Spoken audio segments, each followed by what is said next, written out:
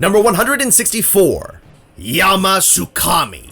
He desperately needs to return and get a revamp. You just know he would look absolutely stunning with the 4K graphical improvements, with all those plants and especially those teeth. Also, to my knowledge, he is only one of 3 herbivorous elder dragons, the others being Kirin and Orochi Kirin in the main series, and I say we need more. To be honest, I love this guy. While his fight is awful, I think the concept more than makes up for it. A floating octopus that grows a forest on his back by sucking up the environment around. Plus, he raises a colony of thunderbugs in his stomach to launch out as a self-defense mechanism. 4 out of 5 stars for sure. Incredibly unique body type and an interesting moving fight that is desperately needing to be remade with new generation tech. A very cool monster brought down by a small move pool and the mountains of dust that it's buried under. I got a lot of good memories of beating up Yama with friends. The climb up the tower always feels cinematic, and while the fight desperately needs a rework, it was never as bad as some people make it out to be. How the hell did they even come up with Yama Tsukami? The giant gas balloon with trees on its back and human teeth that just floats around spitting up thunderbugs. Whatever they were having in those design meetings, I want some. It's sad that such a unique monster is essentially lost to time. Yama Tsukami for Wilds, 3 stars. Number 163, Magma Almudron. Did we need an Almudron subspecies? Maybe not. Did Agnactor deserve to return instead? Most definitely. Does that mean this monster is bad? Absolutely not. The fight remains unique, as Almudron is slightly shrinked, but becomes more aggressive and volatile. Changes like his platforms eventually exploding, and his longer combos are perfect examples of this. It was actually the first hunt my friends and I triple carded in during our Sunbreak playthrough, and we gave him the nickname Short King as a result. I love base Almudron more, as it's just the base design and the original idea, but I think that Magma makes the fight more fun in the context of Sunbreak's breakneck pace. 4 stars. Magma Almudron is a good subspecies. It makes some cool tweaks to Almudron's moves and properties, in particular, changing the function of the mud now lava structures. It's more aggressive with its physical attacks. The charge it does with the big rock ball is a pretty cool attack, even if a little unimaginative visually. I do like the way Magma's little pillars work, going from just obstacles or something that you can climb and jump off of to these ticking time bombs that control the battlefield around it. But they can be a useful tool if you act quickly. All that said, it is a good subspecies, but I don't think its changes put it above the base monster, and I would have preferred something other than fire for this too. Not Agnactor? Damn right it ain't, and you know what? It's at least on par, if not better. Yeah, I said it. Magmadron is awesome. I love the fights, I love the design, it's awesome, and I don't really care that he's a volcanic leviathan that is not Agnactor. Oh no, 2 monsters do a similar thing, except that Magmadron actually uses magma as a weapon rather than just coating himself in it. 4 stars, almost 5. I love the lava otter. I initially hated this guy because Agnactor is my 3rd favorite of all time, and I really wanted him in 5th gen. So for a lava leviathan to show up that wasn't Agnactor really stung. However, objectively, he's a good monster. He's smaller, so his attacks are a little less obnoxious, and he's actually quite creative in a lot of ways. I do like the salamander theming for the Western yokai feel of Sunbreak, so I'll give him a 4. I'll give credit where credit is due. For me, he's a 5 star out of 5. A vicious lava snake, whose fight is both challenging and a spectacle. I know that Capcom gave us a ridiculous amount of fire monsters in Sunbreak, but this one is still a keeper, in my opinion. Number 162.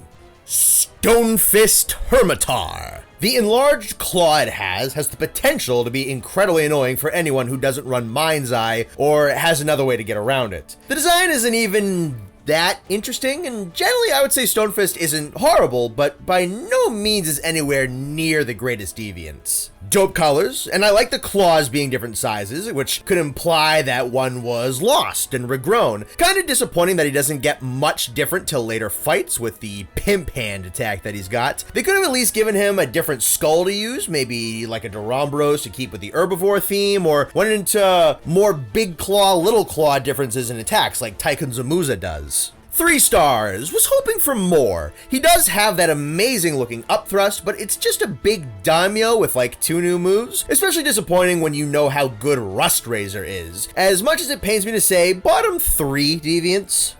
Fairly simple, but one of the more enjoyable deviants to fight in my experience. Another deviant that I don't have too much to say about, but the Large Claw really shows the idea of Hermitaur being a much more defensive creature in my eyes. 3 out of 5. Number 161. Crimson Qurupeco. I really enjoy this subspecies. Brilliantly colored and flashy.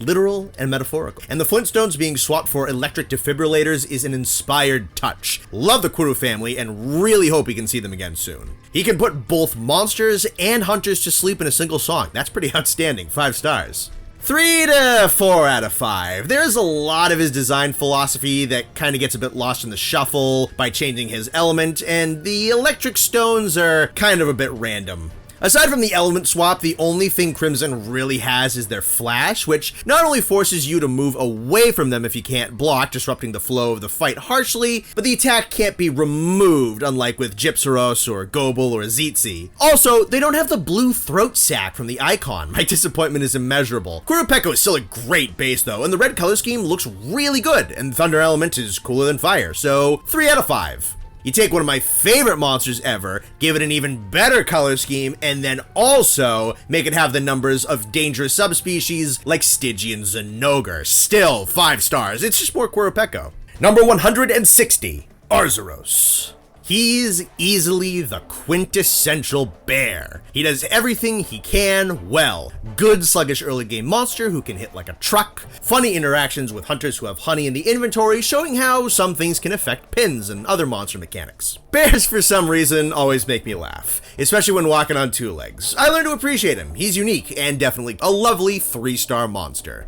Arzuros is, in my opinion, the perfect beginner monster. He has absolutely everything a novice hunter needs in an early hunt. His forward swipe combo teaches melee hunters that not every attack should be instantly punished, and that sometimes evading is better than guarding when there are incoming follow-up attacks. Whilst also teaching gunners to maintain a perfect range because monsters can very quickly close that distance. His big power lunges provide a perfect learning opportunity for punishing slow attacks, while his honey gimmick is perhaps the best introduction to the concept of monsters having niche traits that you can take advantage of. He drops the perfect amount of materials for a starter monster, showing a new hunter that there's more to breaking parts than just getting some extra damage in, without having too many part break rewards or confusing wound requirements to confuse players. His pace is spot on too, giving ample time to react and learn. People often don't appreciate just how important the new player experience is in a Monster Hunter game, and Arzuros provides a good chunk of that experience. He gets 4 stars, but it's probably the best 4 stars I could give. In a world with sword-tailed T-Rexes and death plague mystery dragons, sometimes all you want is a bear. 3 stars, a good monster to learn the basics with, and he's something other than a theropode, with Jaggy, Macau, Izuchi, etc. But still not a real early game challenge. He has easily learnable patterns, a cool secret feature with the honey, a really good looking armor set, and he gave birth to Redhelm, which is a pretty good monster for an early endgame experience. Apex Arzuros, on the other hand, Number 159. Beotodus, our reigning champion Piscine Wyvern. Beotodus has taken on the baton in the race for the Piscine Wyverns to become a fun monster class. It learned all the best tricks from Giratodus while avoiding the problems that Cephadrome had. He's actually pretty fun to fight, and had the luxury of being the Iceborne starter monster. His armor was actually really good on skills, looked pretty neat, and was not hard to craft at all, so you actually had a reason to farm the guy for a little bit. They even went the extra mile and gave him some soft lore, with him being a major part of the Boa Boa culture, so that he had a stronger foothold in the world building of Iceborne. That was a very nice touch. Beo was eating good. We haven't seen him back since though, and even if we never do, I hope that the next Piscenes are given the same degree of care that he was. The Piscenes were never a bad idea, they just tried to run before they could walk. Across Monster Hunter's 20 years, these monsters have slowly carved out their niche with mixed results, but Beotodus here established a new foundation for them to build upon. As long as it feels like this, but with layers to it, the Piscenes can kiss their bad reputation goodbye. Lavasioth Redemption Arc when? Actually, really good, and my favorite Piscine Wyvern by a long shot. Basic, but uses the snow in a way that blows other fights out of the water. And honestly, pretty fun to fight just on its own. 4 out of 5. I like Beotodus a lot. He is the best Piscine Wyvern by a pretty considerable margin. He's a bit of a punching bag, but he's pretty fast and has some hard-hitting attacks to keep you on your toes. What's particularly great about him is that he spends just as much time submerged as he does above ground, which makes his fights decidedly not a waiting game. 4 out of 5.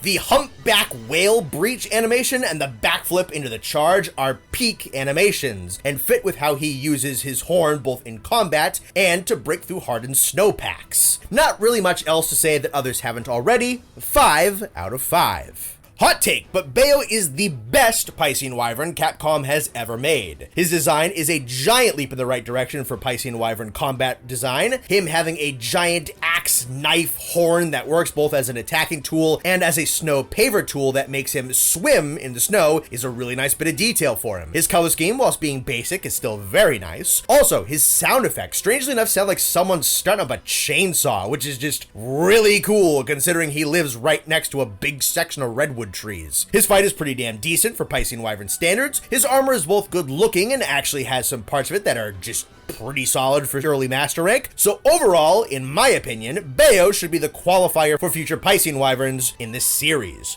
4 out of 5. Number 158. Desert Seltas. 4 stars. The paralyzing desert beetle. I love how he has the different horn shape. You gotta be sad about these poor guys. There's a lot more of them just sleeping in the sand and praying that they won't be their queen's next cannonball. Both Seltas have status that are underused, the normal having defense down and fatigue when combined, while this one just paralyzes you. His ranking in the favorite monster poll was criminal. There are so many more forgettable monsters. As I've said before, if there were negative votes on that poll, it would have gone a lot differently. Desert Seltas is truly forgotten. He's been forgotten by the fans, coming joint last in the popularity poll. He's been forgotten by the developers, being excluded from Stories 2 while his queen got in just fine. Be honest, how many of y'all noticed that Desert Seltas and Steel Uragon were tied for last place? Steel has been memed into success from his status as the least popular monster, but poor Desert Seltas, simply forgotten. In a way, it's poetic, constantly treated with the same blatant disregard his queen shows him during their fight. If there was ever a time for him to return, it would be now in the vast deserts of wilds. 4 stars. Desert Seltas literally only exists so that Desert Seltas Queen can exist. He is the definition of a filler monster. The only difference from the base monster is that they now have paralysis. Now granted, you can't really give Seltas too much, otherwise always fighting one alongside Seltas Queen would be really annoying. But still, 2 out of 5, rest in pieces. It's hard to rate this guy because he's not really his own monster. He's mainly just an accessory to Desert Seltas Queen, rather than an actual monster in his own right. Normal Seltas had a bit of his own time to shine, where he was one of the first large monsters you fought, and had a really strong waist piece. You wonder how to get the rest of his gear, but then you fight Seltas Queen, and it's a little moment of, I knew there was more to this guy. Desert Seltas doesn't really get an equivalent moment because you already know how Seltas works, so it never really stands out on its own at all. 4 stars. He's ecologically fantastic and a great design with an awesome and different horn structure, but fight-wise, he doesn't add too much of anything to the fight other than paralysis, so I can't justify a full score, but he's still good. Number 157.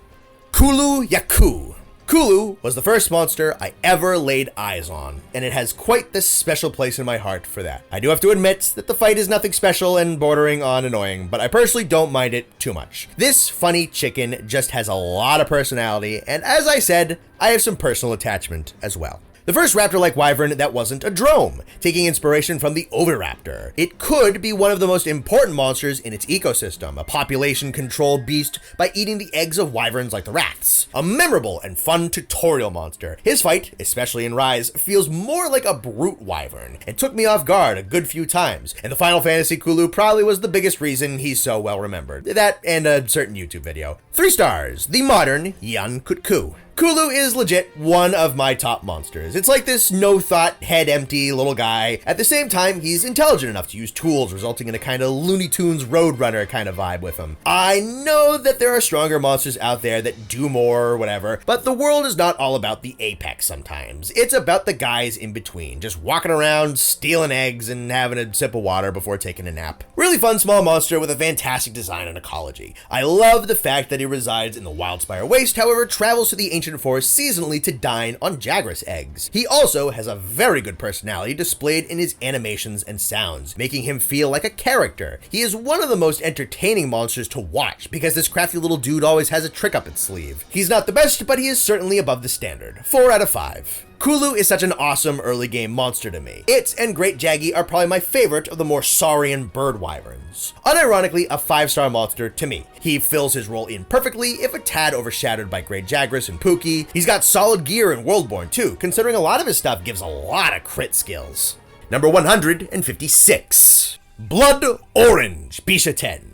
Okay, so I'm just gonna rip off the band-aid here. Blood Orange is legitimately in my top 5 monsters. Let me explain. So yes, I know they take away from the whole random variety of fruits gimmick that base Bishaten had, but by doing that, they absolutely cranked the design and personality up to 11. They took the mischievous, silly, and low-level Tengu-inspired monkey bird and then made him larger, more aggressive, and turned him into a literal, crazed pyromaniac. You can see it throughout the entire fight, his almost bloodshot eyes, his constant twitching and jumping, and not to mention that ecology cutscene where he literally laughs as he burns 2 of his cousins alive. Now, if we're to just take that cutscene as the Blood Orange Bishaten's genuine expressing of joy in seeing the other 2 suffer, and this being a constant throughout the entire species, that means that this specific monster is possibly one of the most intelligent in the entire Monster Hunter world, as the ability to express both empathy and be self-aware is something that only the most intelligent animals such as chimpanzees and elephants can do. The color scheme is also immaculate. The deep burning orange compared with the smoky black and bright gold expertly conveys the feel of a fire monster, as well as being great to look at. It also makes him look like a fiery imp instead of a Tengu, which fits with the European theme of Sunbreak. The only aspect of him I don't like is his fight, as I do agree the removal of the fruit gimmick and the addition of yet another fire species does make it a bit stale, but still enjoyable. Anyways, I love the TF2 Pyro Monkey. 5 out of 5 stars, easily.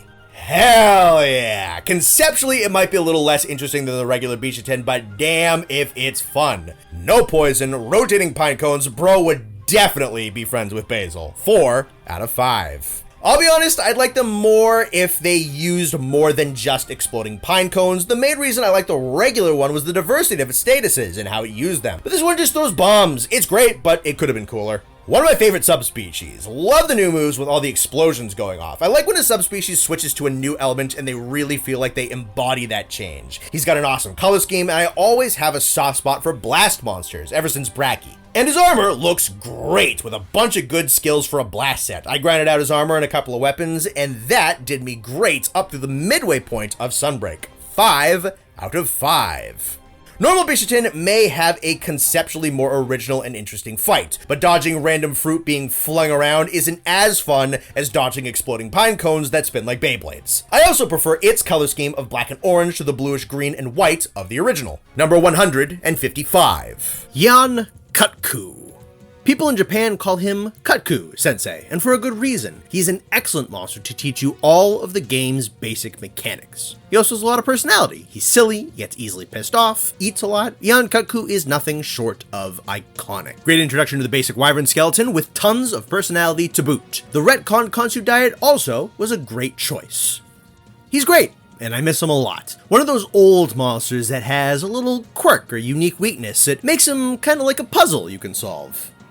Yian Kut-Ku has a simple purpose in Monster Hunter 1, and that's to teach you the basic wyvern moveset about monsters with weaknesses to a specific item. 4th gen made him more interesting with the Konchu attacks. Never been a huge fan of Kut-Ku, but he has his place in the series.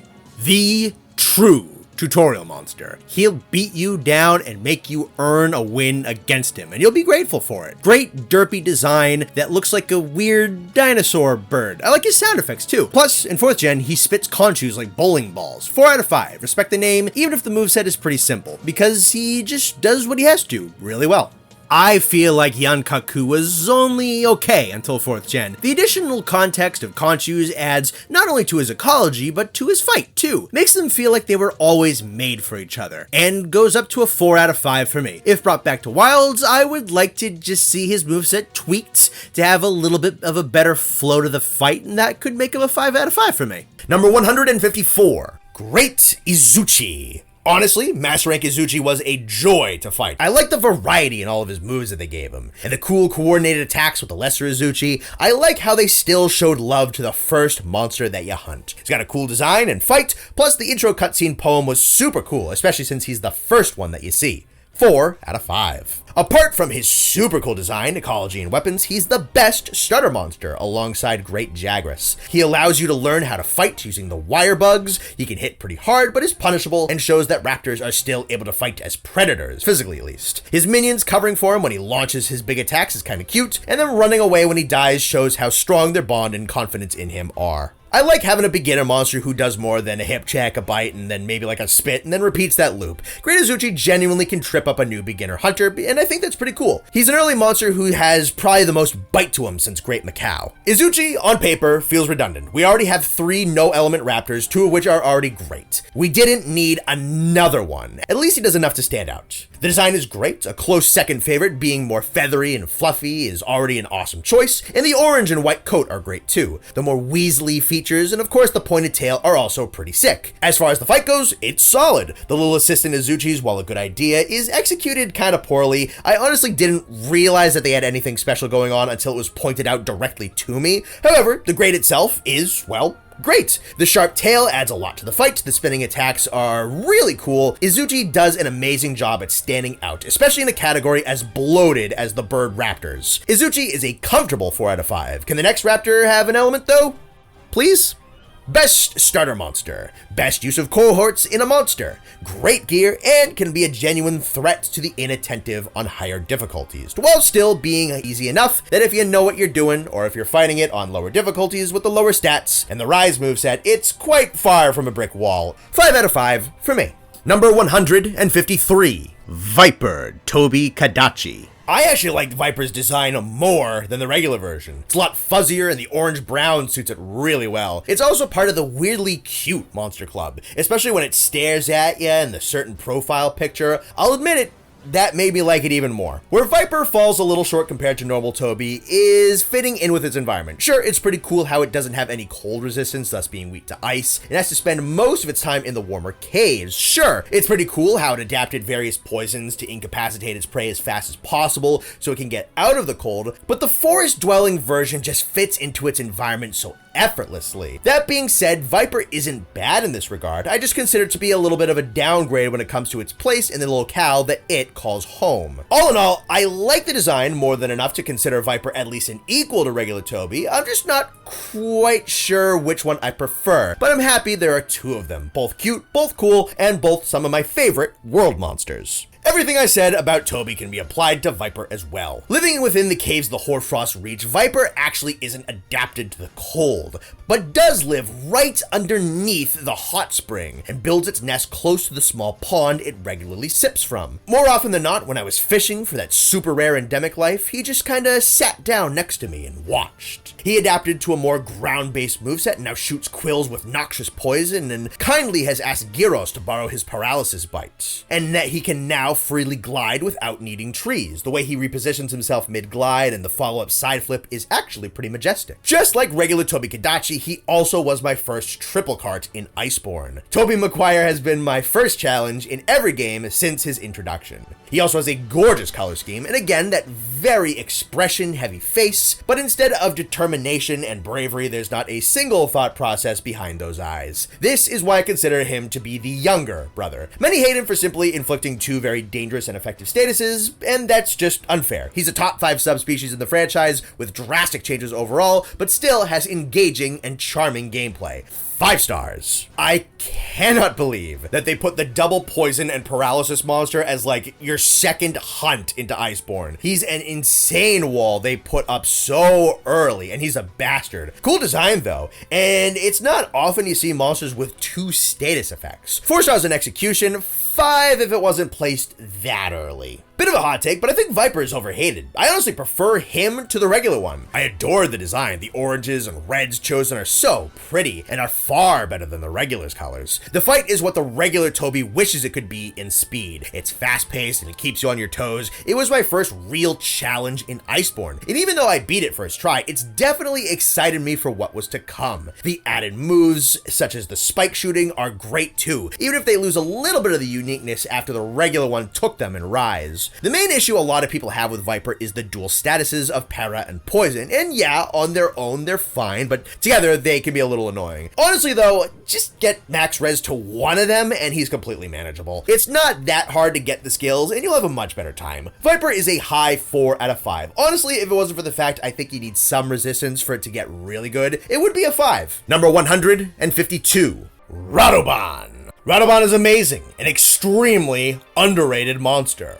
A monster doesn't need to be extremely hard to be great. It needs a great design, a cool gimmick, an interesting moveset, and Radobaan checks all those boxes. We have a monster that improves on every aspect of the monster it is based on and becomes a memorable part of its ecosystem. The oil and bones in its body also are so cool and make it stand out from its original design, while also serving a purpose in combat. Great monster, 10 out of 10. I am a huge Radobaan fan. There's just something about the fight that I love. The constant breaking parts, the shock of having him stop mid-roll and suddenly roll back at you at lightning speed, the Beyblade attack, the sick design, and of course, he's likely the first time you're gonna hear the beauty that is the Rotten Veil theme. 5 stars. Would hunt again. Radobaan is basically Rathian 2.0, in that it is an absolutely perfect monster to test out new weapons and sets on. Not overly threatening, but still makes you pay attention, satisfying to hunt with all the part breaks, easy to read and learn the attack windows for, with good hit zones to make you feel like your weapons and sets are pretty good. Its gear is also super unique, and the visual differences between the high rank and master rank versions are actually good compared to most monsters. Plus, it has really solid progression weapons, especially for Hunting Horn and Greatsword. And it does the slap-on design thing probably the best. Gluing Radobaan parts to bone weapons is literally how the monster works in lore. Still would have preferred real unique designs though. 4 out of 5, a fantastic inclusion to World and the Brute Wyvern class in general. You can only get so many points from a monster so simple and easy to beat. I love that about him, but it doesn't quite reach the 5-star tier. Generally better than Uragaan. I like the bone tar wheel concept. I like the whole bone eating aspect of his ecology. He's a good, fun fight with plenty of Beyblade moves, and he's got some really cool gear. But still, he suffers from the same design issue with his face as I have with Uragaan, where he doesn't look like he should be able to even open his mouth wide enough to eat anything. But overall, I'll give him a 4. 5 out of 5. Not very difficult, but it looks great, and it's one of the most enjoyable fights in the series, in my opinion. Number 151.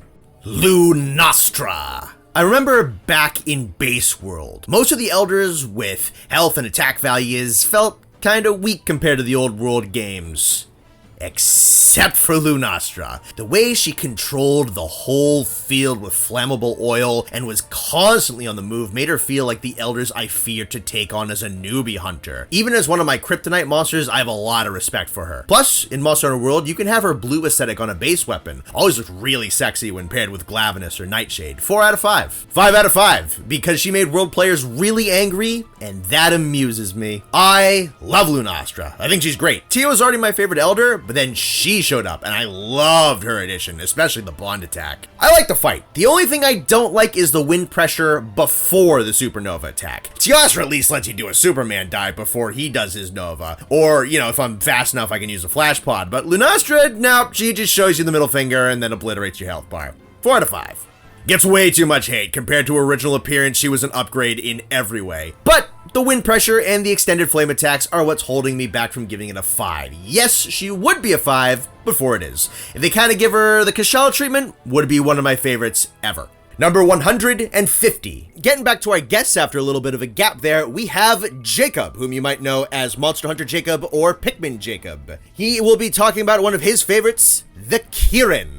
Hey, what's up? It's me, Jacob Monster Hunter, also known as Jacob Dawson, or Pikmin Jake, or Pikmin Jacob elsewhere. Love Monster Hunter since day one, so I don't know what else to say. I'm just gonna read it off. All right. The Kirin. This beautiful, majestic monster has one of the most unique fights in the whole series. Capcom literally took the moveset from a deer and turned it into a full boss. It remains a perplexingly mysterious creature, revealing that humanity still has lots to learn about nature. Let's see what people have to say. Could have been King 13 says, "While not my favorite fight, this creature is what other beasts strive to be, a unique design, a genuine tough battle if you come unprepared, iconic armor, interesting ecology, and has an air of grace to it.